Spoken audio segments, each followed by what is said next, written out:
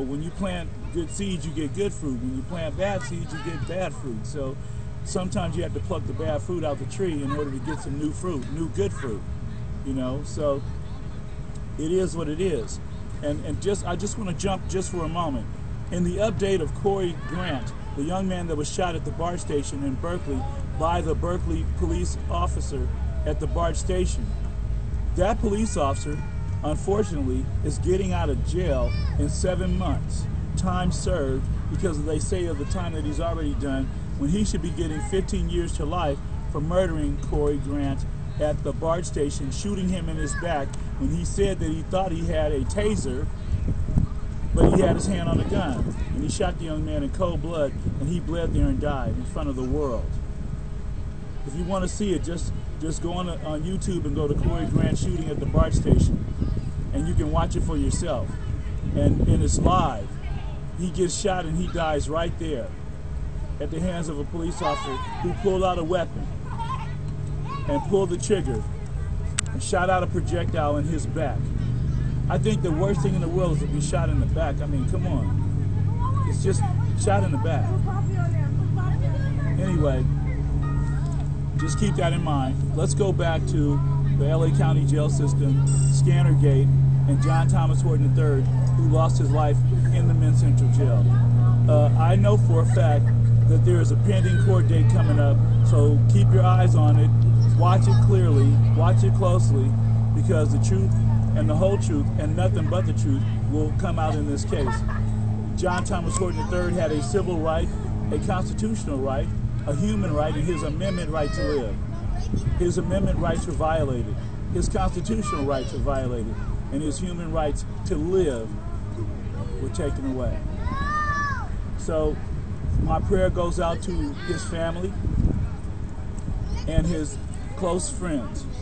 And we will watch the Sheriff's Department and keep them accountable for their actions.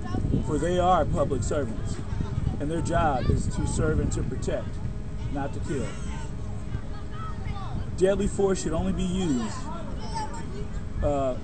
when the threat of life is in danger from a police officer. That was the fight that we fought for to change in the shooting policies between the Sheriff's Department and community members of the community. We helped to change that policy. We had them to do a speedy investigation and come back and tell us what they can do to stop using deadly force when it's not necessary. We don't want our officers to be gun-ho and just shooting anybody for any reason. If they don't have probable cause or a life and death situation to do that, there's always a stun gun, a PR-24, tear gas, and all kinds of other ways, beanbag guns, plastic bullets, and smoke and everything else to use before you use deadly force. God bless. And so that's so much for, we want to touch on that a little bit. Now I want to call someone on the show here.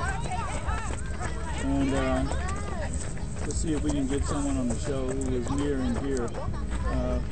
One of my people that I help out in the struggle. Okay, can we put the phone, like, can they hear? Let's see if everybody can hear me and she can hear me too. Can you kind of, all right.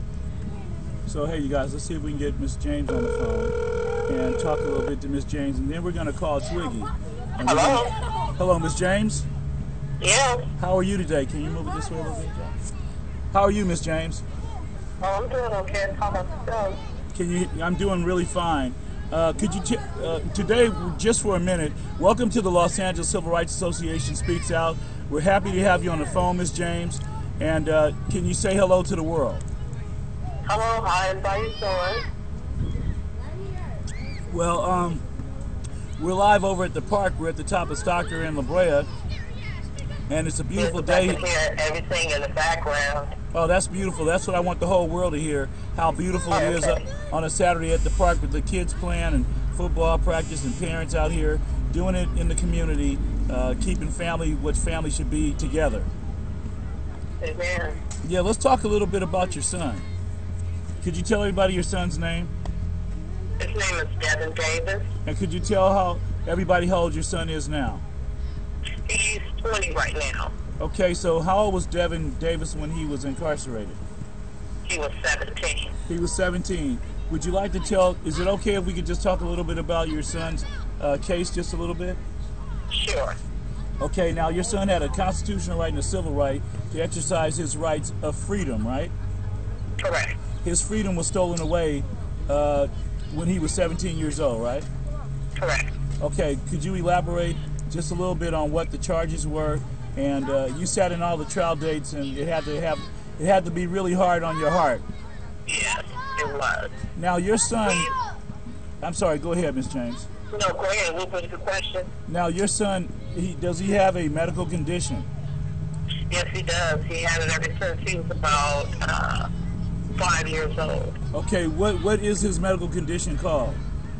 His medical condition, he was diagnosed ADHD when he was very young, about 5 years old.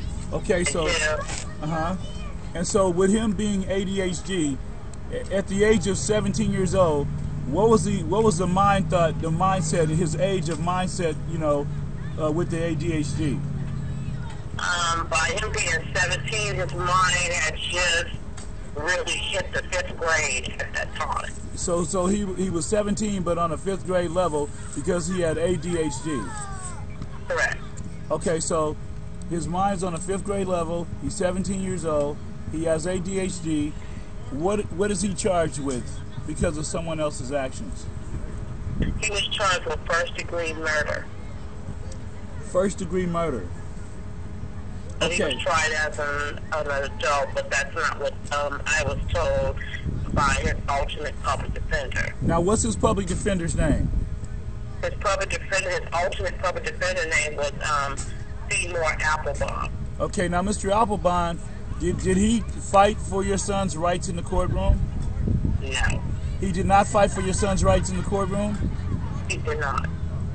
Do you feel that your son was railroaded by the system because of his medical condition and the ADHD and not, do you feel that they railroaded your son? I feel like they railroaded Devin because what they did was they led him to believe he was going to go home. So by his comprehension is not equipped of the average 17-year-old. So a 17-year-old person's mind is really actually 20. But his mind of a 17-year-old was really like a child in elementary. And they took that and they ran with it. Okay, well, let me ask you this now. There were other people involved in this murder. Your son never touched a weapon. I've been reading all the documentation from the transcripts, and still, even though they never accused your son of having a weapon, they pinned the murder on him when actually it was the other guy who did the murder, who was a much older guy. Now, how old was the other guy that was involved in this? The other guy, if I'm not mistaken, at the time of the incident, the other guy was apparently 27, something like that. So the other guy was, okay, the other guy was 27 years old. Your son was 17 years old, right? Correct. And your son had the mind thought of a elementary school student. Correct. Okay, so now the car that's involved in this, your son didn't before this particular shooting happened earlier in the evening, right? Correct. But your son didn't hook up with the guy who did the shooting until later on in the evening, and he was trying to get a ride home. Right. He didn't even know what they had done. So that's why he really didn't say anything. Now because he didn't know what they had done during that earlier part of that day. So in other words, wait a minute, let me just explain this to the world. Your son didn't really know what happened. He was just trying to get a ride home because he had a curfew to be in the house, right? Right, but the detective that came and got him made him repeat after him, and that's why they convicted him. Okay, hold on. So instead of him pleading his Fifth Amendment right and not saying anything because he didn't know any better, he started talking to the police that he didn't do it, and then of course they talked him into making a statement, and they told him that he would be able to go home if he made that statement and got it over with. He would be able to go home and it would be over, right? Right. Okay, but however, they did not. That was not the truth, and they lied to him, and they made him confess to doing the murder because he didn't know any better. And then they put him in jail, and they said they were going to try him as a youth, but instead they tried him as an adult. Correct. Okay, all right. Well, Miss James, I just wanted to get that out there to the world. We're not going to stay on too long. And, thank you so much. Well, Miss James, before you go, right now we're fighting to appeal your son's case, right? Correct. And we're working on an appeal, which will be coming up real soon, right? Correct. Okay, so tell the world anything that you would like to say right now about you, your son, and how you feel, real quick. How I will feel, and to tell the world, if you have children, just really please talk to them, especially if they're diagnosed with a mental status and their understanding is not there. I just, just please keep an eye on your children and just really kind of, I don't know what to say because I'm hurt, I've been ill, all this came about me, and I'm taking sick real bad. And like right now, I'm kind of sick, but I really want to get this out there, and I really appreciate you, Mr. Jones, and putting this word out there to the world so they can understand, how the system takes the mind of a mental ill child and they run with it. Well, our job on the Los Angeles Civil Rights Association, Miss James, is to work to help people when they receive an injustice. And being that your son has a medical condition and that the system has taken advantage of him, we want to fight because they just let a guy out of jail and they're paying him $2 million because they accused him of something that he didn't do, and because of DNA they found out that he didn't do it, and now they let him out of jail, but he lost like 15 years of his life. And you just can't pay that back. There's no money that can pay you back for that. But we'll be praying for you, Miss James, and thank you for the compliment. But let me tell you something, the best is yet to come in your son's case. Can I say one more thing, Mr. Jones? Go right ahead, Miss James. Okay, one thing I want to let the world know, Devin was never in a regular school of his mental status. He was always in a non-public school, which was a school for kids with mental problems. And that's what type of school setting he's been in from a little boy up until the time they came and they got him. So actually what we're working with here is he was the fall guy of a murder that took place by somebody who knew what they were doing, but they used him because of his medical condition. Probably so. I don't know how it went down, but probably so. That's how what they did. They took his mental status and they ran with it. The system took his mental status and ran with it. Okay. All right. Well, Miss James, I want to thank you so very much. Thank you, Mr. Jones. All right. God bless you. We want that out there, and God bless you as well. Okay. All right. You have a great day, okay? I love you too. All right. Bye. Okay, so you heard it live on the Los Angeles Civil Rights Association Speaks Out. We're not finished. We're just getting started. I'm taking my glasses off for a second because I want to look at you when I'm talking to you about this. This is some serious stuff. This is going on a lot in the jail system now. They're taking these young boys and they're putting them in jail and giving them 35 years. That's not rehabilitation. That's not rejuvenating their lives. It's setting them up to be in jail for life. To me, the jail system is a place where you go for doing something wrong, but please make sure that that person did whatever it is that they said that they did. Because if they didn't, and you incarcerate them and they didn't do it, and then you have these public defenders who say, we're here to protect you, and instead of them protecting you, they work with the DA's office, the district attorney, and the prosecution to help put you away. And then they tell you it's a deal. We're giving you 30 years and that's a deal. 30 years in prison is not a deal. 10 years in prison is not a deal. 1 day in prison is not a deal. That's not a deal.